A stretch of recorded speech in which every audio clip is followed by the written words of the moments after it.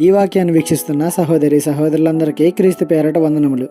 ఈరోజు వాక్యం ద్వారా దేవుడు మనతో చెప్తున్న మాట, యెహోవా, నీ సన్నిధి నేను వెదకదనని నా హృదయము నీతో అనెను.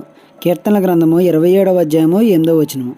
దావీదు చూసారా ఎంత చక్కటి మాటను, తన అనుభవాన్ని మనకి ఎలా తెలియజేస్తున్నారో. నన్ను వెతకండి అని దేవుడు చెప్పినప్పుడు నా హృదయం నిన్ను వెతుకుతాను అని అంటుంది అని దావీదు భక్తుడు అంటున్నారు.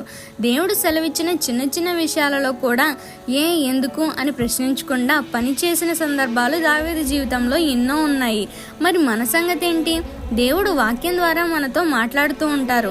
మనం ఏం చేయాలో, ఎలా నడుచుకోవాలో సెలవిస్తూ ఉంటారు. నీ మనసు వాటిని ఒప్పుకుంటుందా? దేవునితో చెప్పగలరా, నా హృదయం నీ ఆజ్ఞలను గైకొనడానికి సిద్ధంగా ఉందని? నిలకడలేని హృదయాలు మనవి, తీసుకున్న తీర్మానాలే నిలబెట్టుకోలేని, పాటించలేని జీవితాలు మనవి. దేవుడు చెప్పిన విషయాలను జరిగిస్తామా? ఒకసారి ఆలోచించండి.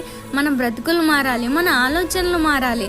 దేవునికి, ఆయన చిత్తానికి, ఆయన ఆజ్ఞలకి లోబడాలి. అటువంటి జీవితాలను జీవిద్దాం. దావీదు మనకు మాదిరిగా ఉన్నట్టు మనం కూడా అనేకులకు మాదిరికరంగా ఉందాం. ఈ చిన్న సువార్త పరిచర్యలో మీ సహోదరులు. God bless you. ఆమేన్.